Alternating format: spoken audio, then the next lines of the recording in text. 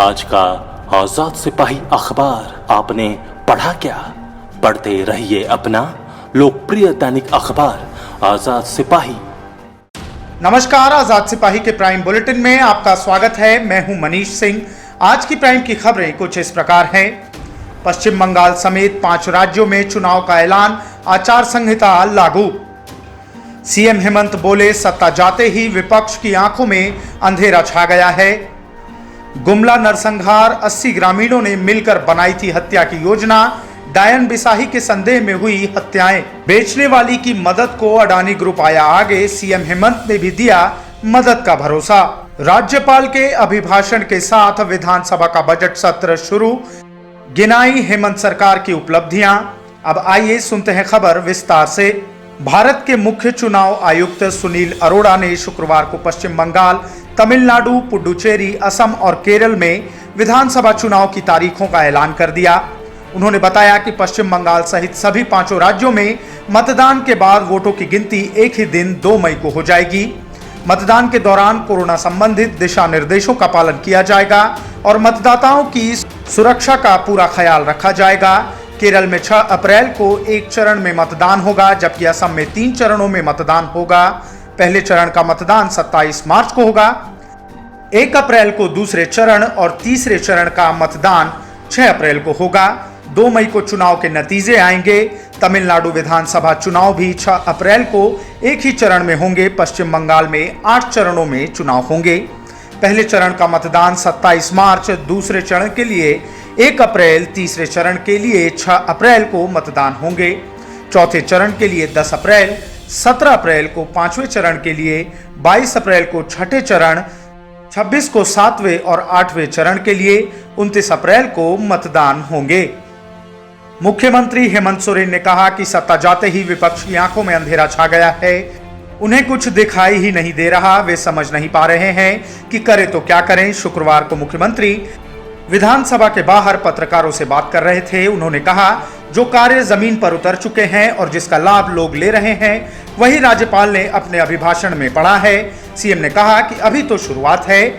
बीते 1 साल में कोरोना संक्रमण से लड़ते हुए सरकार ने जो किया है, उसकी छोटी सी झलक दिखाई दी है।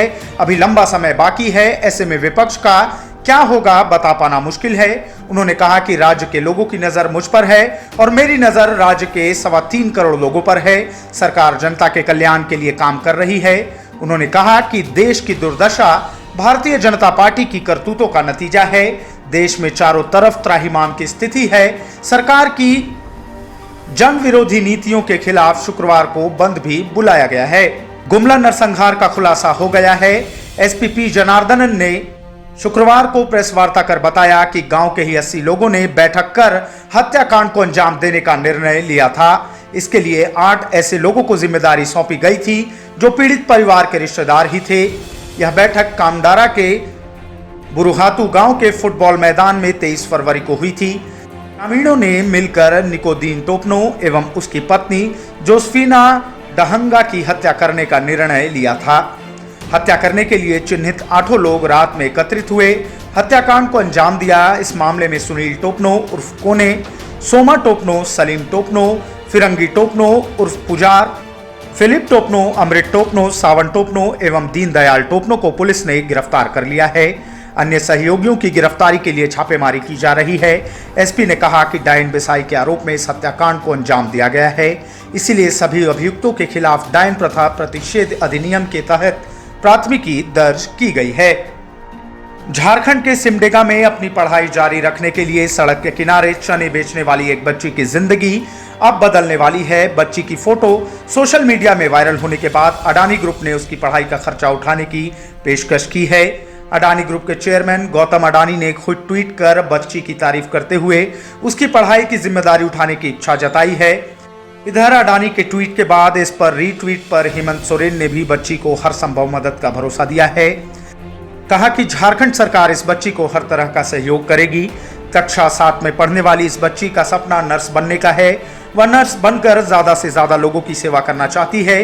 इस बच्ची के पिता का निधन तब हो गया था जब वह 1.5 साल की थी। सड़क किनारे चने बेचने वाली ये बच्ची पढ़ाई में खूब मेहनत करती है। 25 फरवरी को एक पत्रकार ने पालनी की फोटो के साथ उसके इस संघर्ष के बारे में संक्षिप्त जानकारी अपने ट्विटर हैंडल से शेयर की। इस ट्वीट में उन्होंने बताया कि कक्षा 7 में पढ़ने वाली पालनी जब 1.5 साल की थी तो उनके पिता का निधन हो गया था। पालनी को नर्स बनना है क्योंकि उसे लगता है कि नर्स ही लोगों की सेवा कर सकती है, पढ़ाई कर सके, इसलिए वह सड़क किनारे चने बेचती है। पालनी 6वीं में 75% अंकों के साथ पास हुई है। उसके बारे में जानकारी मिलने पर अडानी ग्रुप के चेयरमैन गौतम अडानी ने रीट्वीट किया कि छोटी सी बच्ची और इतने बड़े विचार। पालनी की शिक्षा की जिम्मेदारी उठाना मेरे लिए सौभाग्य की बात होगी। अगर आप में से किसी के पास उसके परिवार की कॉन्टैक्ट डिटेल है तो मुझे देने की कृपा करें। झारखंड विधानसभा का बजट सत्र शुरू हो गया है। इससे पहले शुक्रवार को राज्यपाल द्रौपदी मुर्मू ने अपने 44 मिनट के अभिभाषण में सरकार की योजनाओं एवं कार्यों की तारीफ की। उन्होंने कहा कि सरकार ने जनहित में कई कार्य किए हैं, इसकी हर जगह प्रशंसा हो रही है। सरकार का मूल मंत्र विकास है, सभी वर्गों को विकास की मुख्य धारा से जोड़ा है, सबकी सहभागिता विकास में सुनिश्चित की जा रही है। सभी क्षेत्रों में सरकार का फोकस है। अनुसूचित जाति, जनजाति, पिछड़ा वर्ग और अल्पसंख्यकों पर खास फोकस है। राज्यपाल ने कहा कि भ्रष्टाचार पर सरकार की जीरो टॉलरेंस नीति है। निगरानी तंत्र को सशक्त किया जा रहा है। औद्योगिक शांति के लिए सरकार प्रयत्नशील है, लंबित समस्याओं का समाधान भी कर रही है। कोरोना संक्रमण काल में सामूहिक किचन का संचालन किया गया। दूसरे राज्य में फंसे श्रमिकों को लाया गया। डीबीटी के जरिए खातों में पैसे दिए गए।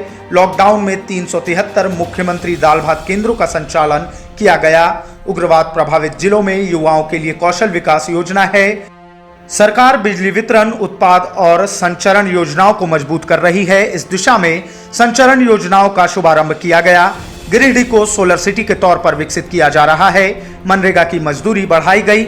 8 करोड़ मानव दिवस का सृजन करने का लक्ष्य है। जल संरक्षण के क्षेत्र में काम चल रहा है। पौधे लगाने के लिए बिरसा हरित ग्राम योजना की शुरुआत की गई। आज के प्राइम में बस इतना ही। आगे की न्यूज अपडेट्स जानने के लिए देखते रहिए आजाद सिपाही।